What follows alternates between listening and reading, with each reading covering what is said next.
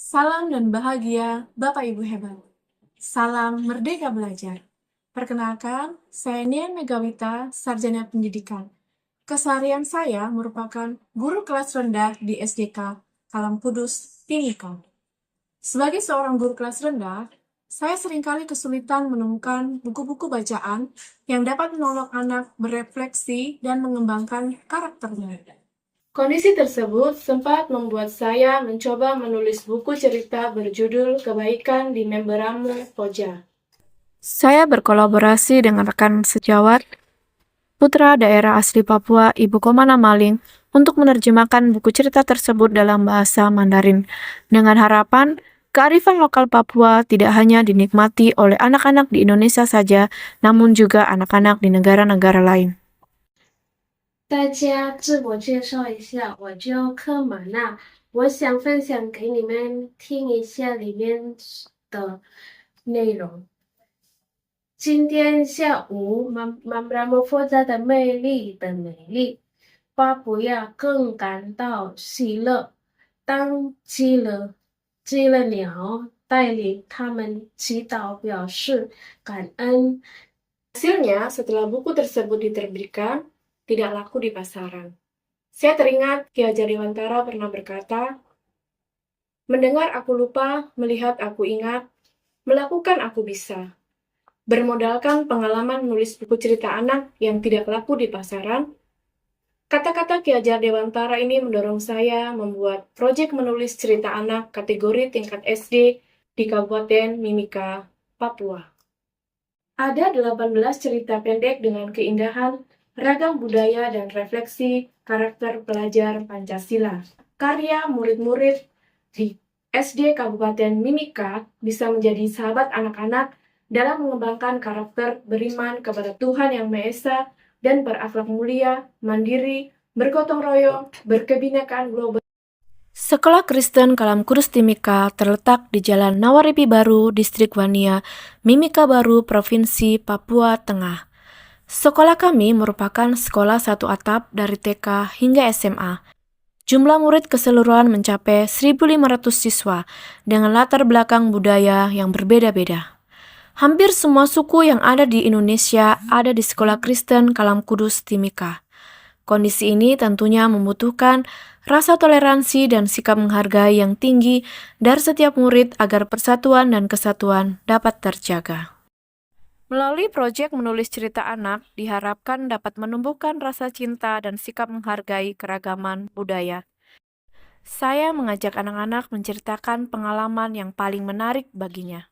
Lengkap, ada kebinekaan global, kreatif, dan sebagainya. Dari siapa dulu? Aurora mungkin? Belajar budaya Jawa dari bapak saya dari Indonesia. Oh, oke. Kemudian Brian Saya ingin Sumatera dari namanya ya. saya ingin mempelajari budaya dari orang tua saya dari Manado. Dari Manado. Oke. Tokoh dalam sebuah cerita itu disampaikan juga salah satu dengan tokoh itu. Apakah dia pemarah? Apakah dia lembut? Apakah dia pemaaf? Kemudian berikutnya adalah Selain mendampingi anak-anak dalam mengenal unsur-unsur narasi, saya juga membimbing anak-anak melakukan riset untuk memastikan validitas informasi yang akan mereka tulis. Saya mendorong anak-anak menggunakan internet dengan memanfaatkan teknologi IA. Internet ya, karena kita tidak mungkin ke sana tuh. Nah, supaya cerita kita itu valid. Budaya yang akan kita sampaikan melalui cerita kita itu valid, kita bisa menggunakan internet, kita bisa menggunakan teknologi IA. Bisa hampir sama seperti Google, dia pencarian, tetapi dia Kami juga melakukan pengimbasan pada beberapa sekolah di sekitar sekolah kami. SD Nawaripi Dalam, SD Kristen Sardis, SD Yosua, SD Ami, SD Inpres 2, SD Aku Anak Raja.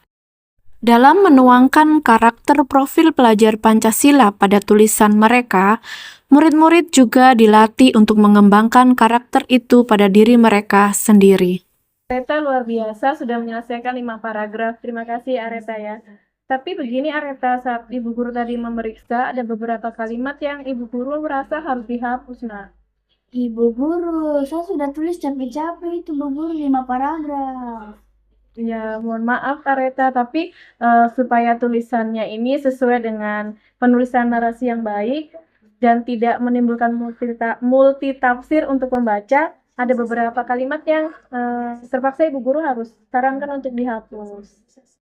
Tantangan yang cukup menarik bagi saya adalah ketika saya harus mencari seorang mama dari Kekwa untuk memvalidasi informasi yang hendak ditulis oleh murid dan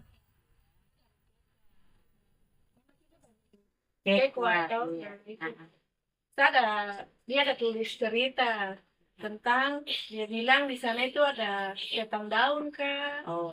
Kemudian yang saya lihat setan daun itu tidak bisa pegang ikan begitu.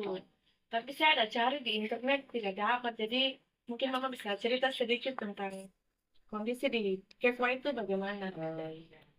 Benar, kalau sudah lihat setan daun-daun, kalau pakai bahasa Kamoro dari kampung Kekwa itu tampi namanya, itu setan daun-daun. Kalau kita sudah lihat dari ini, terus kalau Saya Amelia Farana, Kepala Sekolah SD Kristen Kalam Kudus Timika. Saya bersyukur ada kegiatan menulis ini, karena lewat kegiatan ini, anak-anak bisa mengembangkan bakat mereka yang sebelumnya kita tidak tahu kalau ternyata si anak ini punya kemampuan menulis, tapi dengan adanya kegiatan menulis ini, jadi muncul orang-orang anak. Saya yang pulang ke kampung saya di Lumban Rau di Sumatera Utara tepatnya. Dan saya di sana sedang memakan salah satu makanan khas Batak yaitu sakson.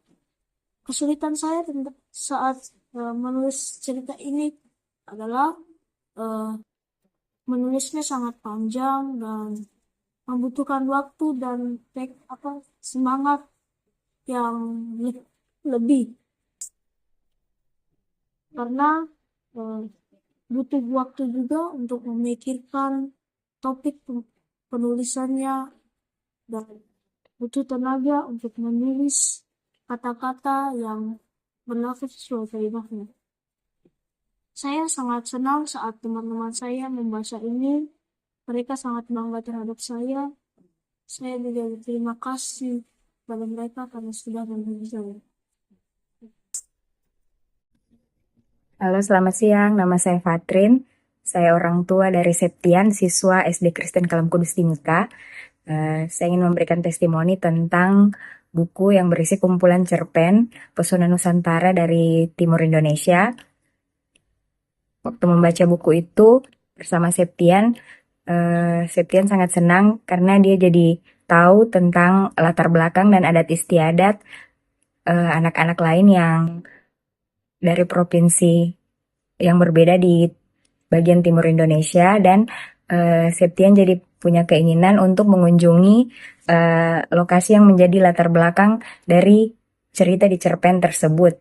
Terima kasih buat anak-anak yang sudah berkarya dan turut serta dalam penulisan cerpen-cerpen tersebut. Terima kasih. Sebagai seorang guru, saya merasa bersyukur diberikan kesempatan menjadi pembimbing dalam proyek menulis cerita anak. Air mata saya menetes ketika menyadari saya, yang karyanya tidak laku di pasaran, dapat ikut berpartisipasi dalam mengembangkan potensi dan kecakapan murid di bidang literasi, secara khusus menghasilkan karya tulis. Kiranya buku karya murid-murid SD di Kabupaten Mimika ini bisa menjadi sahabat bagi anak-anak dalam mengembangkan karakter beriman kepada Tuhan Yang Maha Esa, berakhlak mulia, mandiri, bergotong royong, berkebinekaan global, bernalar kritis, dan kreatif.